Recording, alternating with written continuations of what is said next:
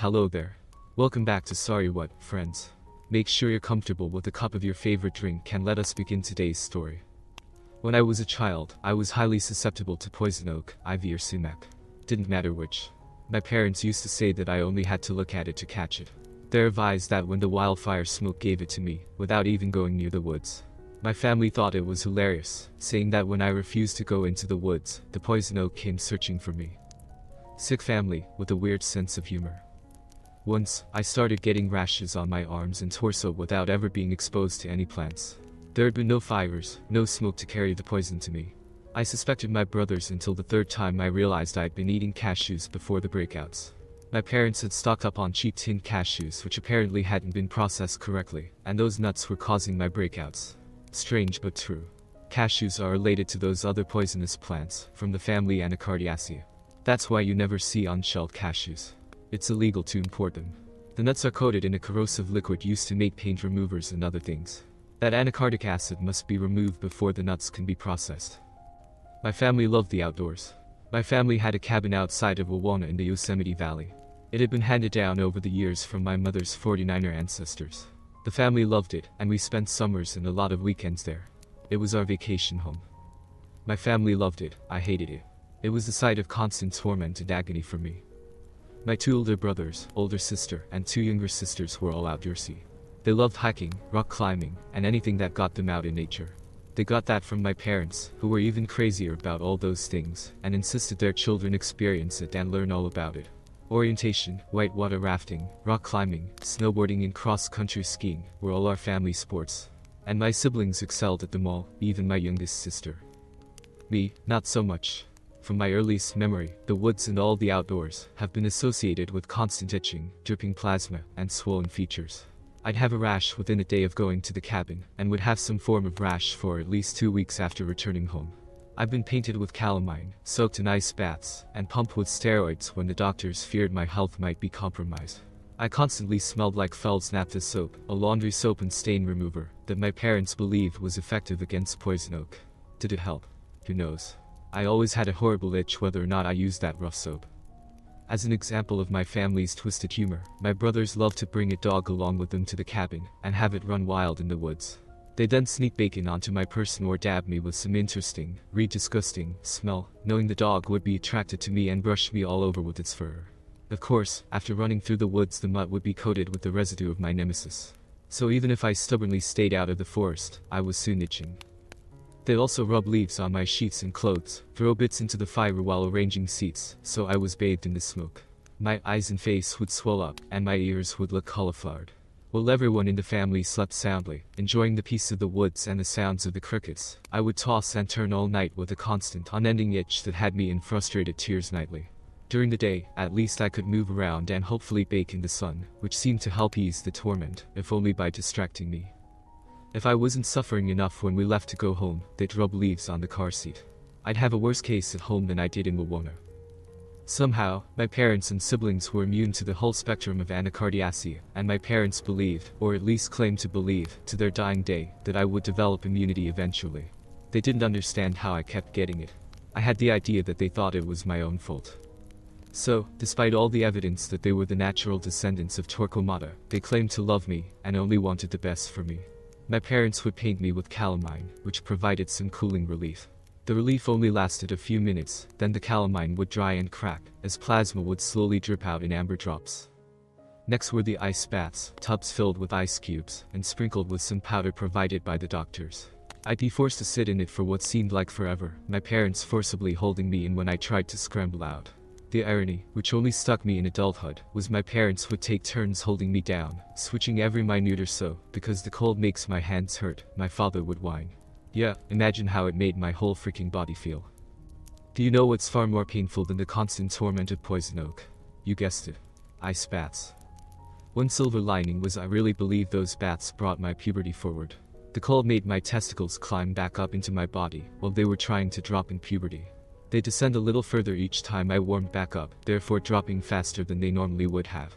Maybe not, but I like to think something good came from my torture sessions. By 7th grade my voice was deeper than that of most of my fellow students' fathers. Even my brothers insisted I play the prank phone calls, because I sounded like an adult. It was later in life that I found that hot showers were my salvation. Showers as hot as I could stand seemed to bring out the histamines in my system, and the itching would turn into a mild buzz, almost a pleasant buzz, which would allow me to fall asleep. It was odd, because as a child it was dogma that you had to take cold showers, because warm showers would open your pores and allow the poison oak to spread. I later learned that poison oak is an acid, anacardic acid, that once you wash it off, the rash won't spread further. It seems to spread because where the exposure is heaviest, you break out almost immediately, where it might take a day or two for the lighter infected areas to erupt. In any case, as soon as I was old enough, I refused to return to the woods, ever. No matter what my parents threatened me with, I didn't go. I'd run away and hide when they were leaving, not returning home until I knew that they had left. One time, they stayed home, and when I returned, my parents punished me for ruining their vacation, and my brothers showed their displeasure for the next week by hitting me whenever I was foolish enough to get near them. Even my sisters made my life miserable, hiding the towels and toilet paper when I needed them, or shutting off the hot water whenever I was in the shower. But eventually, my family gave up and left me at home with a babysitter, usually a grandparent, or later, alone when I was old enough. I vowed never to get within sight of any dangerous plants. Rafting down the Gore River on a vacation, my parents died when their raft flipped, and they were drowned. I was just 22 at the time, and my youngest sister had just turned 18. In a stunning revelation that my siblings had inherited their sick sense of humor, my parents left me. That ducking cabin. I hadn't been there in almost 8 years, had no desire for it, and resented it being left to me, with the stipulation that I couldn't sell it or give it away without forfeiting all my inheritance. Even from the grave, my parents were determined that I should be exposed to the outdoors. With what I thought of as a flash of brilliance, I kept the cabin but refused entry to any of my siblings. I arranged to have it become a rental and had all the locks changed and an alarm system added, with cameras. I warned my siblings that were I to discover that they had come onto my property, I'd have them arrested for trespassing. I didn't see any of my brothers or sisters for over 4 years, and never missed them. And was never bothered by anacardiaceae, either. Never went into the woods. Until Olivia. Beautiful Olivia. Wonderful Olivia. Olivia who reminded me so much of my beautiful mother. Yeah. Woodsy Olivia. I didn't meet my future bride in the woods, but instead in an art gallery. I was there with my interior designer, who felt that my offices should have outdoor scenes, and Robert Edward Benton was the preeminent Western artist of the moment. I had to admit, he had a way of capturing the woods that made me start itching. There was no way I'd ever have these pictures in my office. They made me cringe. I could feel the poison oak coming off them. But I did stop in front of one. It wasn't of the woods. It was an accurate rendering of the one place I did love about the cabin. That's Chilnualna Falls. It's not far from my cabin in Wawona. I love that place. I told my decorator. Excuse me. I felt a touch on my arm and turned to see a vision of beauty. You have a cabin in Wawona? Well, yeah, I do. I managed to say. Then I swallowed hard and felt stupid. She seemed to realize this as a small smile tugged at her lips. How'd you get a cabin in Yosemite? I mentally kicked myself in the head to restart my brain and managed to smile back. Like most people, I inherited it. I grinned at her, and now her smile beamed. Actually, it's been in my family since the mid-1800s, although cabin is kind of a misnomer. It's been built and rebuilt several times, until now it's got 6 bedrooms and 4 bathrooms, and a separate 3-car garage. Wow. Do you get up there much? It took me a second to stop falling into her eyes and realize she had asked a question. No, hardly ever. Not in 12 years, truthfully. I saw the shock in her eyes. What a shame. It's so beautiful there. How can you stay away? She appeared to be almost horrified by my statement. I took a chance. Would you let me buy you a cup of coffee if I agree to tell you all about it? She gave me a once-over. I might even let you buy me a piece of pie. Just let me buy this painting, and I began. Oh, good. This is one of my favorites. I was hacking with Reb when he scouted that scene. She clutched my arm as she looked at the painting. Reb? I asked. Oh, Robert Edward Benton. That's how he signs his paintings, and what everyone calls him. I looked where she pointed at the picture and saw the signature, Reb. She grabbed my hand. You've got to meet him. He'll love that someone from Wawona is buying that piece. She dragged me over to where a goateed gentleman was holding court. As we approached, I heard him pontificating. True nature, unfiltered by the veneer of civilization through which we all view the world, is a living thing, ready to reach out and attack those who trespass. Did I ducking know it? I said, louder than I intended. It got the speaker's attention. What was that? He glared at me. I apologize for interrupting, I said. I hadn't meant to. It was just that I agree with what you were saying. How so? I saw his eyes flicker up and down, sizing me up. From his expression, I didn't think he found me very impressive. It's just that my whole life nature has struck out at me. I smiled. I never considered it a living thing, a sentient whole that could attack me. But it kind of makes sense. You're truly a philosopher. I can tell. The girl must have sensed my sarcasm, because I could see that goatee man sure didn't. But before he could react, the girl jumped in. This gentleman is buying the Chilnualna Falls piece, Reb. He's got a cabin in Wawona, near the falls. I could see Reb recalculating my worth, and coincidentally the price of the painting, which hadn't displayed the cost of the piece. I tried to head off too much of an increase. If the price is right, of course. My friend Roger here recommended outdoor paintings for my offices, and Walmart didn't have any I liked. The girl put her hand over her mouth to hide her smile, but a giggle escaped anyway. It's $4,500 for that piece, Reb informed me, with a smirk. I could see that he thought anyone who shopped at Walmart would be humbled by that amount. Happily, it was less than I expected. Roger had told me to expect to spend $6,000, $10,000. I'll take it, I responded, pulling out my wallet. Do you want cash, check, or credit card? I ran my finger over the wad of $100 seconds ahead in the billfold. I didn't think I had $4,500, but wanted to tweak his goatee a little bit. The girl grabbed my hand again, saying, they take credit cards. Come on. I'll introduce you to my boss. She owns the gallery. As I followed along, she spoke over her shoulder. I'm Olivia. Olivia Mans. I work here. Normally I'd write up your sale, but Gertrude O'Reilly, likes to write the first sale of the night herself. She led me up to a middle-aged woman with pale blue hair highlighted with purple streaks. Gertie, I've got your first sale. After delivering me to her boss, Olivia turned to go, but I stopped her. Wait, I called. When she stopped, I continued, I'm Aaron Studs. What about our coffee? I smiled a shy smile I knew some women loved, and maybe, pie. I raised my eyebrows. Olivia laughed, a light-hearted thrill.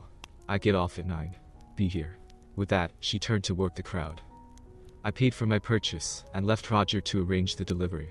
It was only 7 o'clock, so I headed out to buy a quick bite to eat. That killed most of the time until 9 o'clock, and still left me ready for coffee and dessert.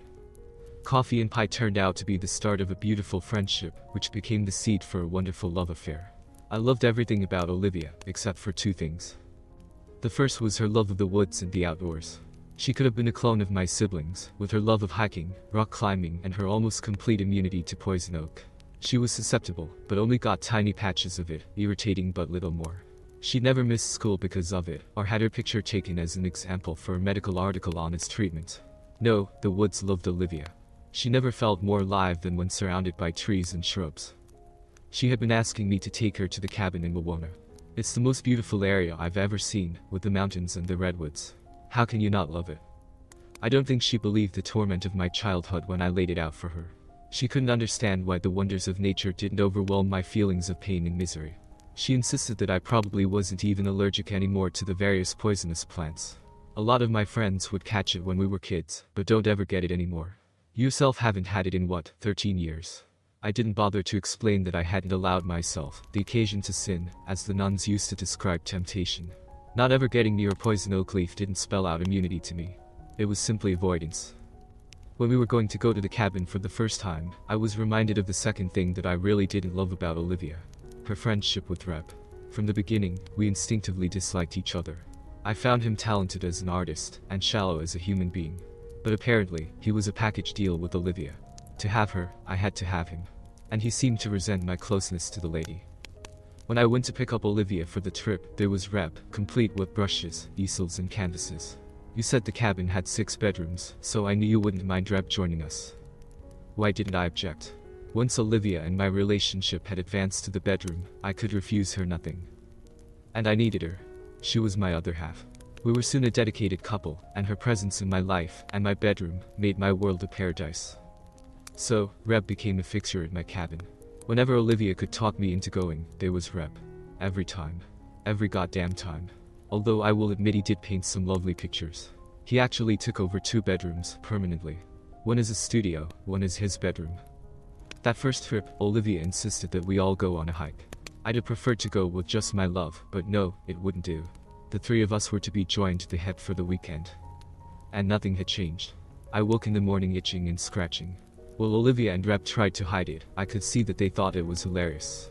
Schadenfreude, at its finest. It was the first time I'd ever not been completely in love with Olivia.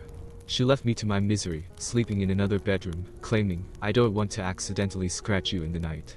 As I lay in my bed of eternal itch that night, I realized what she meant was probably closer to "I don't want to touch that."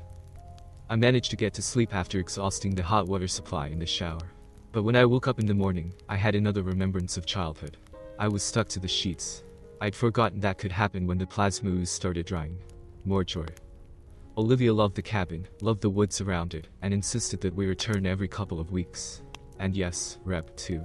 After that first week, I put it off for a month, first getting over the current case of poison oak, and then another couple of weeks with Olivia back in my bed to convince me. She had also convinced me to end the rental agreements and reserve the cabin just for our use. I would miss the income, but at that point in my career, it was unnecessary, so the cabin once again became a family vacation home. But I'd learned my lesson. My nemesis was still out to get me. I stayed at the cabin, swam in my swimming pool, and rested in the sunshine while my girlfriend and the painter enjoyed the woods. And when there were fires, I didn't go anywhere near the mountains. Olivia and Reb would leave early in the morning for a hike and not return until dusk, with Olivia gushing about the wonders of nature and Reb disappearing into his studio room.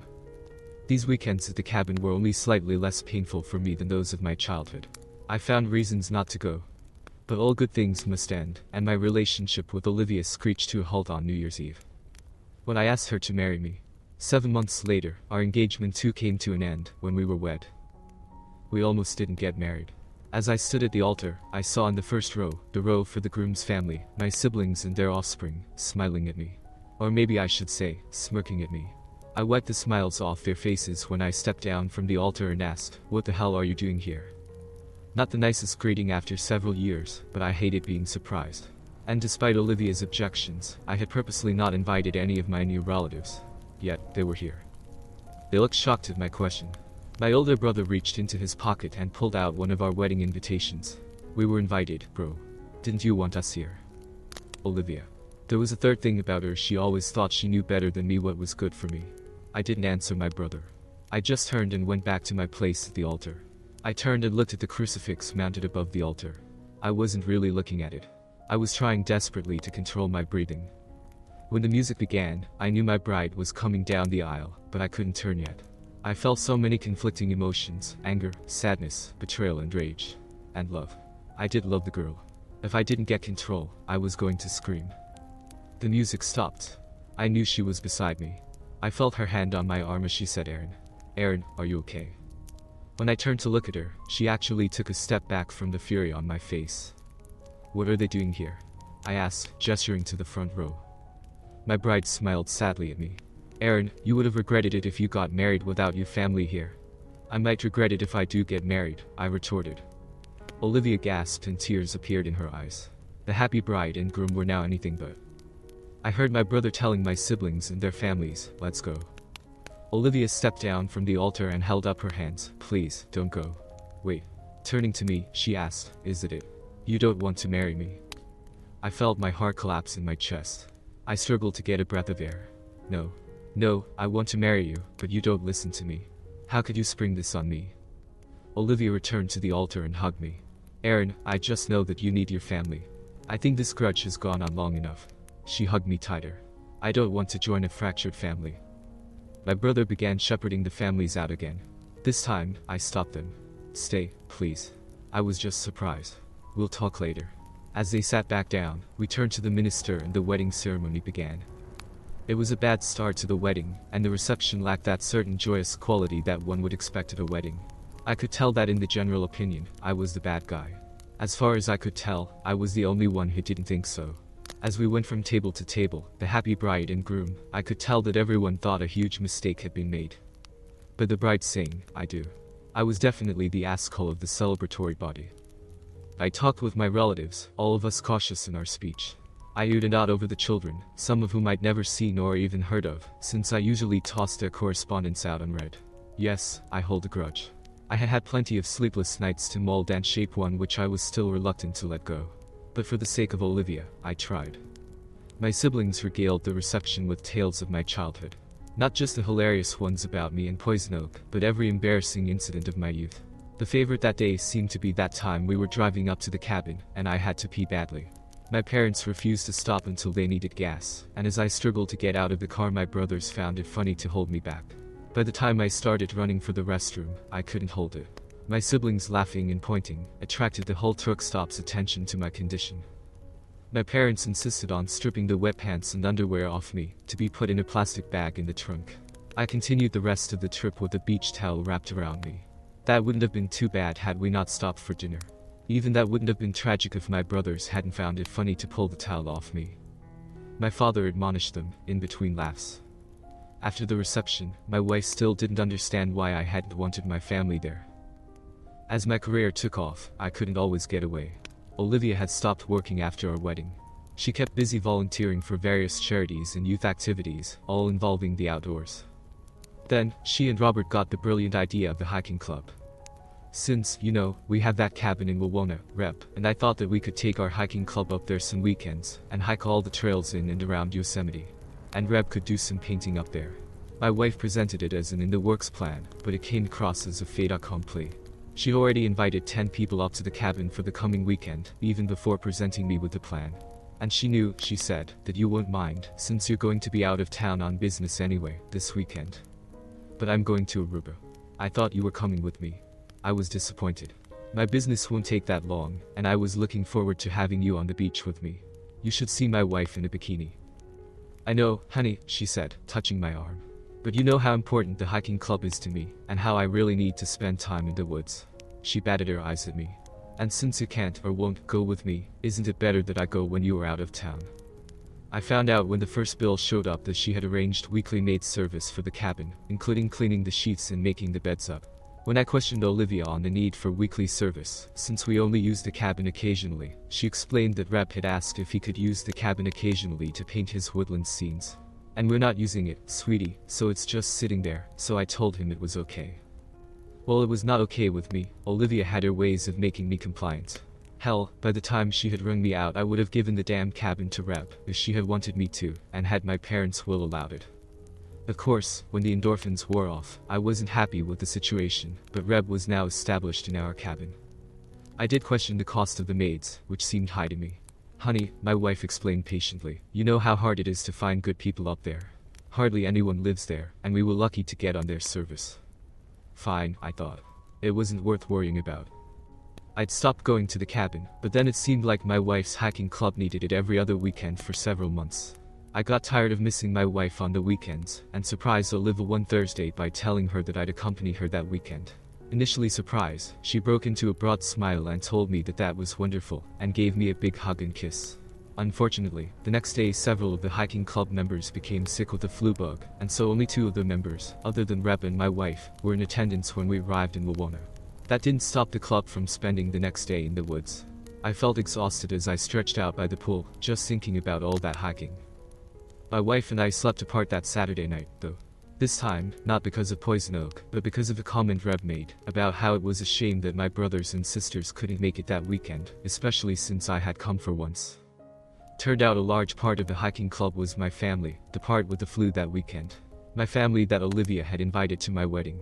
My family who, despite my specific instructions to the contrary, had now been invited to spend the weekends at my cabin. Olivia explained that of course, I had to invite your brothers and sisters to the cabin. It's their heritage too, and I knew you would regret it if I slammed the door to the one unused bedroom. I locked the door and ignored Olivia's entreaties. I wouldn't be made compliant in this. I was angrier than at our wedding. When Reb knocked on the door, I'd had enough. Listen, old man, you shouldn't take it like this, the artist began. Your family are really lovely people, and... I flung the door open so hard it almost bounced completely closed. I grabbed the swinging door and stopped it. Reb, I want you out of here by tomorrow night. Anything left here will be thrown into the trash. Reb looked shocked. While he was sputtering, my loving wife came out of the master bedroom and shouted at me, No. No, he will not leave. I invited him here and I'm your wife. This cabin is a family cabin, and I have a right to invite anyone I like. Fine, I snapped back, but tomorrow the locks and the security code will be changed, and anything left here will still be trashed. Back into the room, slamming the door again. I could hear those 2 hiking buddies whispering urgently, as they wandered back to the kitchen. I managed to go to sleep. In the morning the 2 other hiking members made an early escape, deciding to forego the hiking plan for Sunday. Reb was busy packing up his studio, with Olivia's help. Throughout, she was constantly apologizing to him for my overreaction. I helped myself to the coffee and arranged for the locksmith to come out. I would change the security codes when I left that afternoon.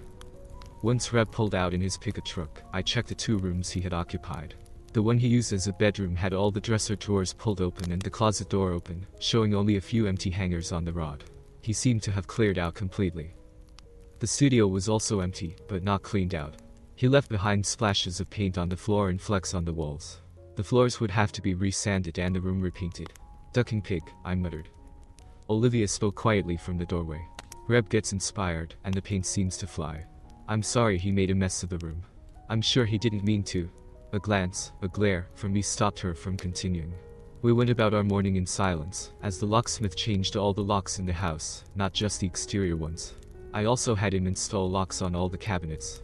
When he was done, and while Olivia waited in the car, I changed the security coding, including the ones used by the rental group and the maid's service.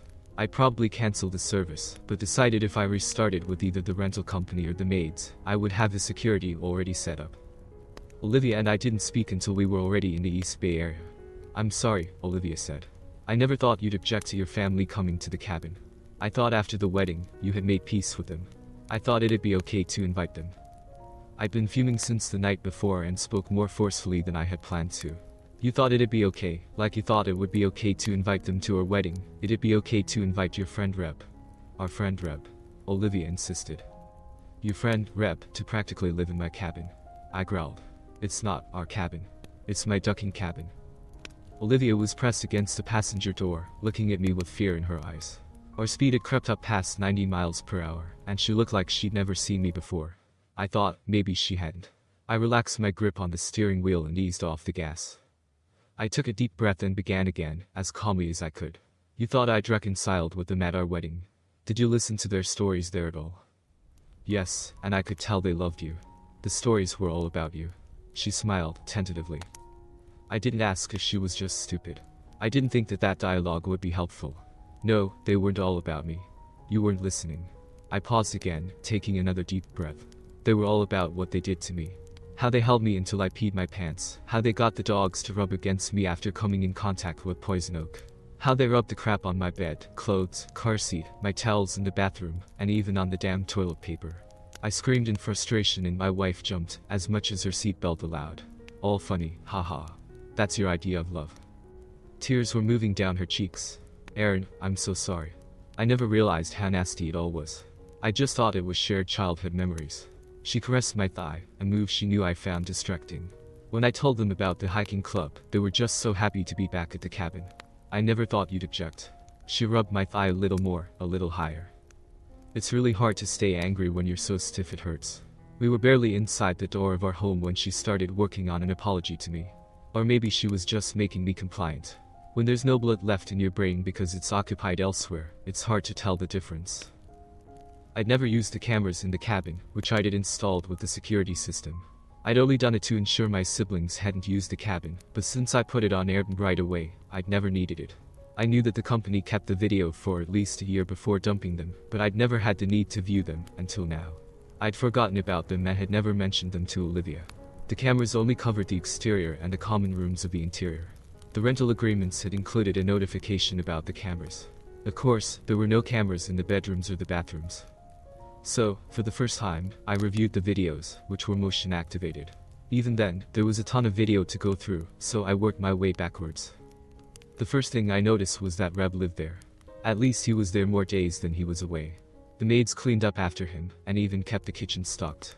The high price of the maid's service became clear to me. It must have included a weekly grocery budget. I was not only providing him with rent-free accommodations, but I was feeding the bastard as well. I finally found the images of my siblings. They were joining Reb in raiding the wine cellar I knew Olivia maintained there, usually by raiding my cellar at home. They also appeared there sometimes with their kids when Reb was away, which told me Olivia had given them keys and the code for the security system. I congratulated myself on having the locks changed. I saw that a good time was especially had when Reb and Olivia were there with them. On those weekends, there were no kids accompanying the parents. It was strictly an adult weekend. Checking the dates, I confirmed that these were the hiking club weekends. The hiking club apparently was just the family members and Reb. The two that showed up the last weekend I was there never appeared on any previous weekend, so seemingly they were last-minute draftees, so it didn't appear that Reb and Olivia would have been alone together at the cabin. Reb, who sat next to Olivia in all the gatherings. I slowed down my fast-forwarding through the images, and realized there was a fair amount of touching going on. My siblings didn't seem to find that unusual or disturbing in any way. It had all the appearances of normality. I started viewing at normal speed and finally noticed something that I'd missed in the fast-forward viewing. My older brother and his wife used the master bedroom, which usually was reserved for Olivia and me. Where was Olivia? Coming out of the bathroom after her shower, I saw her. I saw my wife. Of course, she went into Reb's room. Our good friend, Reb. I had been viewing the videos at my offices. My receptionist screamed when I took a knife to the picture of Chilnualna Falls that hung over her desk. When I returned to my office, I called Roger and asked him to go to Walmart or some art equivalent of Walmart and get some art to replace the Robert Edward Benton piece in my reception area, which had gotten damaged. I asked him to find a cityscape this time. Back in my office, I reflected on how I had just destroyed a $4,500 picture, which hurt me and didn't affect the artist at all. Yet, the action still made me feel better. I went back to scanning through the videos. The fact that they shared a bedroom wouldn't necessarily prove infidelity and satisfy that clause of our prenup. My partners had insisted on one to protect our business. I was now glad that I had one. I was debating calling a pie or someone who could get the goods for me, when I came upon a scene in the videos that made the pie unnecessary. Reb and Olivia were alone in the cabin and had a fire burning in the fireplace. They'd spread a blanket on the floor within the fire's warmth and were quickly shedding clothes. Right when the action was starting, Olivia jumped up and ran naked into Reb's room. When she returned, she was holding a tube in her hand. I was pretty sure I recognized the brand and the type of cream, and I was proved right when she got on her hands and knees, and Reb began applying the Astroglide to her rectum and to his Johnson. Soon he was plying her peach like a horny goat. I watched until she orgasmed, with what appeared to be a scream. I decided to wait on the divorce. I took the next 2 days off work and drove up to Wawona. The cabin was empty, so I had it to myself. It was in the storage shed that I found what I wanted. My brother's old chemistry set. It only took several minutes for me to get everything set up, and then I went out and collected the specimens I required. It took several trips to the woods. I wore gloves and a face shield to protect my eyes during that harvest, and while I ground up the specimens and pureed them in a blender with some water. I let it sit overnight, then set up the distiller. By 6 o'clock, it had been refined down to a clear semi-liquid paste, just liquid enough to be sucked up into a syringe. I then put the syringe into an empty carton of baking soda and shoved it into the very back of the bottom shelf in the refrigerator to wait until it was needed. I smiled as I went home. I apologized to Olivia and insisted that we take Reb to dinner at the Lazy Bear. I repeated my apology to him and insisted that he move back into the cabin. I gave him a set of keys and the new security code. He hadn't found a place to unload his pickup truck yet, so he returned to the cabin that weekend, although it was 2 weeks before the hiking club had their next meeting. I watched the video's feed live this time. The hiking club meeting only had 2 members, Reb and my wife. I had expected that. I'd stuck pretty close to my wife since I discovered her infidelity, and I made sure that they were frustrated in their desire to meet. I had left my wife the day before and had returned to the cabin. I had been invited by Olivia to accompany her to Reb's current gallery exhibit, but begged off, stating business needs. I did promise to get to the gallery as soon as I could, just to keep them from sneaking away. At the cabin, I found Reb's tube of Astroglide in the drawer of his night table, beside his bed.